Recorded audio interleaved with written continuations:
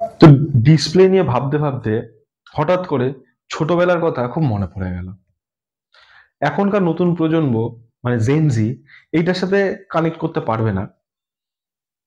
তারা জন্মগ্রহণ করার পর থেকে 4G 5G স্মার্টফোন কানেক্টিভিটি গুলো পেয়ে এসছে। তো আমাদের ছোটবেলায় অ্যামাজন প্রাইম ছিল না, নেটফ্লিক্সও ছিল না, ছিল না কোনো ওটিটি চ্যানেল। আমাদের ছোটবেলায় খুব কম সংখ্যক বাড়িতে দেখেছি একটা বাক্সের মতন টিভি থাকতো। সেই টিভিটাকে সিগন্যাল আনার জন্য বাড়ির ছাদে একটা অ্যান্টেনা বসাতে হতো এবং সেখানে দুটো ডিভাইসও ছিল। একটার নাম খুব সম্ভবত গেন ছিল এবং আরেকটির নাম বুস্টার ছিল। তো এই দুটোর সমন্বয়ে সিগন্যালটিকে টিভিতে আনা হতো এবং সেই সময়ে চ্যানেল বলতে একটাই ছিল, DD1। সেখানে যে কটা সিরিয়াল বা সিনেমা দেখার বা অনুষ্ঠান দেখার সেখানেই দেখা হতো। হ্যাঁ, আজকের দিনে এতগুলো চ্যানেল আসাতে কনফিউশন অনেক বেড়েছে, কিন্তু সেই সময় চ্যানেল একটাই ছিল, কনফিউশন কোনো কিছু ছিল না। টিভি দেখতে গেলে ওটাই দেখতে হবে।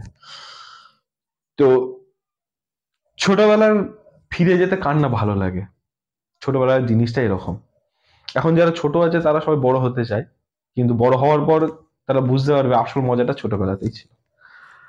তো আমি বাবাকে দেখেছি ছোটবেলায় যে ওই টিভিতে সিনেমা চালানোর জন্য ভিসিপি বলে একখানা ডিভাইস পাওয়া যেত। আজকের দিনে ইয়াং জেনারেশন বা জেনজি হয়তো সিডি বা ডিভিডির নাম শুনেছে, কেউ হয়তো চোখে দেখেছে, কেউ হয়তো দেখেনি, কারণ আজকের দিনে SSD, পেন ড্রাইভ, চিপ এইসব চলে।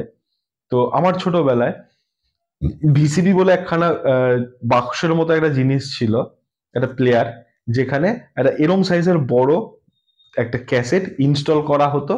তাতে মোটা একখানা টেপের মানে একখানা ফিল্ম থাকতো, যেটাতে বইটা বা সিনেমাটা দেখা যেত। তো হাফ সিনেমা দেখার পর আবার ওটাকে উল্টে দিতে হতো।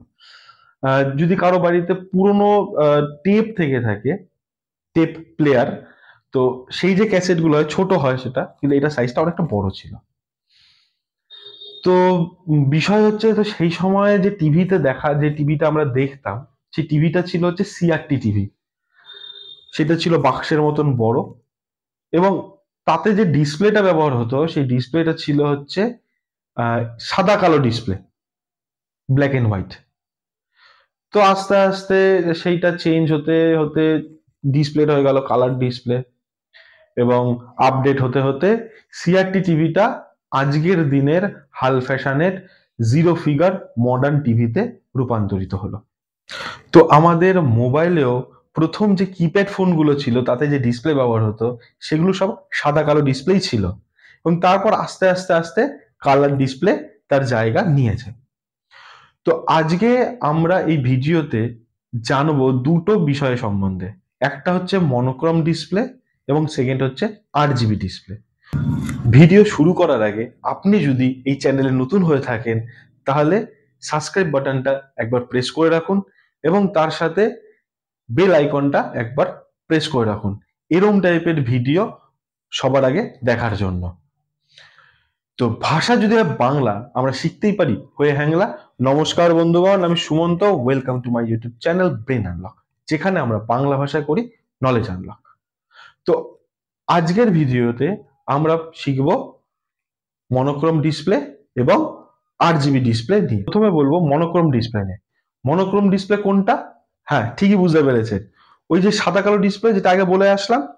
আগেকার দিনে প্রথম যখন ডিসপ্লে আসে তো সেই মুহূর্তে ডিসপ্লেটা ছিল সাদা কালো ডিসপ্লে। আপনার ফোনের ক্ষেত্রেও ছিল সাদা কালো ডিসপ্লে, আপনার টেলিভিশনের ক্ষেত্রেও ছিল সাদা কালো ডিসপ্লে, কম্পিউটারের মনিটরও ছিল সাদা কালো ডিসপ্লে। তো ওই যে সাদা কালো ডিসপ্লে যেটা রয়েছে সেটার নামই হচ্ছে মনোক্রোম ডিসপ্লে। তো মনোক্রোম ডিসপ্লের ব্যবহার কি আজকে হয় না? হ্যাঁ, আজকেও হয়। আপনার গাড়ির যে মিটার কনসোলটা রয়েছে, যেখানে যে ডিসপ্লেটা শো করছে, ওটা কি ডিসপ্লে? ওখানে কি আপনার কালার ওঠে? না, ওটা আপনার মনোক্রোম ডিসপ্লে। ইলেকট্রনিক্স বেশ কিছু গ্যাজেটস রয়েছে যেখানে মনোক্রোম ডিসপ্লে ইউজ হয়। ডিজিটাল যে থার্মোমিটার, যে স্ক্রিনটা, ক্যালকুলেটর, আপনার মেডিকেল ট্রিটমেন্টের অনেকগুলো জিনিস রয়েছে যেটা সাদা কালো ডিসপ্লেতেই শো হয়, ওটাকে বলা হয় মনোক্রোম ডিসপ্লে। ইভেন আপনার কম্পিউটারের যে এলসিডিটা রয়েছে বা আপনার যে মনিটরটা রয়েছে সেটাও কিছু কিছু মনিটর বলছি, সব মনিটর বলছি না, সেটাও আজকের দিনেও আপনার মনোক্রোম ডিসপ্লে ইউজ করা হয়। তো এর সুবিধা অসুবিধার মধ্যে আমি যাব না, কারণ এর সুবিধার তুলনায় অসুবিধা বেশি, এবং কিছু কিছু ক্ষেত্রে এর সুবিধাও আছে। তো একটা জিনিস বলতে পারি যে না, এই ডিসপ্লেটা অনেক বেশি চিপ রেটের হয়, মানে কম খরচা হয়। এটা 300 টাকা বা 400 টাকার ক্যালকুলেটারে আর কত দামি আপনাকে ডিসপ্লে দেবে, তাই না? তো সেকেন্ড যে ডিসপ্লেটা নিয়ে কথা বলবো সেটা হচ্ছে 8 জিবি ডিসপ্লে। 8 জিবি ডিসপ্লের আরেকটি নামও আছে, সেটা হচ্ছে কালার ডিসপ্লে। মনোক্রোম ডিসপ্লের পর আস্তে আস্তে অনেক বেশি আপগ্রেড হয় ডিসপ্লে টেকনোলজি, এবং সেখানে 8 জিবি ডিসপ্লে বা কালার ডিসপ্লের ইনভেনশন হয়। তো 8 জিবি ডিসপ্লে মানে কালার ডিসপ্লেটাকে 8 জিবি ডিসপ্লে বলা হয় কেন না? ডিসপ্লেতে আমরা যত রকমের কালার দেখি, সেই সবকটা রং 3টে রঙের সমন্বয়ে তৈরি হয়। একটা হচ্ছে R, R for red, G for green, আর হচ্ছে B for blue. Red, green, blue, এই 3টে রঙের সমন্বয় যত রং আছে আপনার ডিসপ্লেতে, আপনি যা যা দেখতে পাচ্ছেন সবকটা রং তৈরি করা হয়। তো সেই কারণে এই ডিসপ্লেটাকে বলা হয় 8 জিবি ডিসপ্লে বা কালার ডিসপ্লে। তো আজকের এই ভিডিওতে আমরা জানলাম মনোক্রোম ডিসপ্লে এবং 8 জিবি ডিসপ্লে সম্বন্ধে। মনোক্রোম ডিসপ্লে কাকে বলে না? ব্ল্যাক এন্ড হোয়াইট যে ডিসপ্লেটা হয় তারই নাম হচ্ছে মনোক্রোম ডিসপ্লে। এবং 8 জিবি ডিসপ্লে কাকে বলে না? কালার যে ডিসপ্লেটা হয় তাকে বলা হয় 8 জিবি ডিসপ্লে। 8 জিবি ডিসপ্লে কেন বলা হয় না? কালার ডিসপ্লে যতগুলো রং তৈরি হয় সবকটা 8 জিবি মানে রেড, গ্রিন, ব্লু, এই 3টে রঙের সমন্বয়ে তৈরি করা হয়, তার জন্য এর নাম 8 জিবি ডিসপ্লে বা কালার ডিসপ্লে। আশা করি আপনাদের এই ভিডিওটি ভালো লেগেছে। যদি ভালো লাগে তাহলে লাইক করবেন এবং সাবস্ক্রাইব করে যাবেন আমাদের এই চ্যানেলটিকে। তো আগামী ভিডিও আসা পর্যন্ত ভালো থাকুন, ভালো রাখুন। নমস্কার।